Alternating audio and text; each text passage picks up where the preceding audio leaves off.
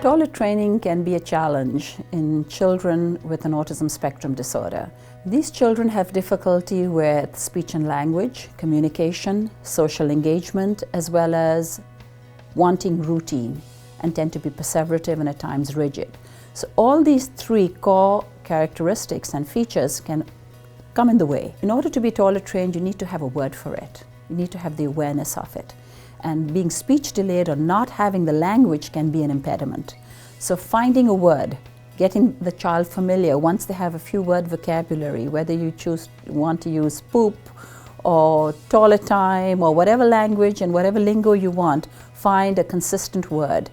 Where when the child has a dirty diaper, you need to say it, have them repeat it if possible. You also need to pick up on some of the cues that your child will give you before they have a bowel movement, for example, even in their diaper. You see a change in expression, whether the face gets flushed or they're going into the corner. If you can use that time to get them to come onto a toilet seat, it would be helpful. Having them watch and monitor other people using the toilet.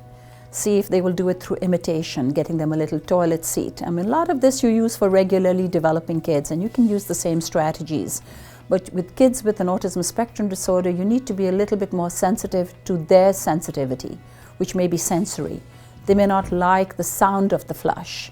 They may not like the texture of the seat they're on. They may get comfort by actually wanting to have the bowel movement in the diaper because they're used to that sensation and that proximity.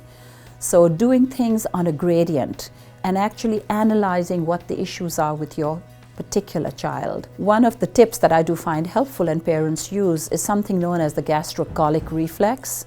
They're generally after a meal when the gastrointestinal system is active, soon after you have a bowel movement. And watching your child for what is their routine, when in their day do they end up having a bowel movement, you can use that time. I've had kids hold on to their bowel movement as a control issue.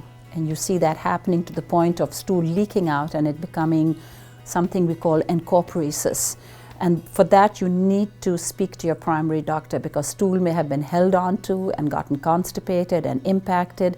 Those kids need medical care and medical intervention of laxatives and stool softeners, etc. But routine toilet training, as you develop language, as there's flexibility, as there's a change in routine, and a lot of kids just one day decide, watching somebody else, that I want to use the toilet. I've had cases where kids have been toilet trained overnight. And for some kids, it becomes an issue of sensitivity till they're much older. And you have to work with your child involving not just the pediatrician to rule out medical issues, but possibly the occupational therapist and the psychologist if there's a behavioral piece to it. There are many strategies out there.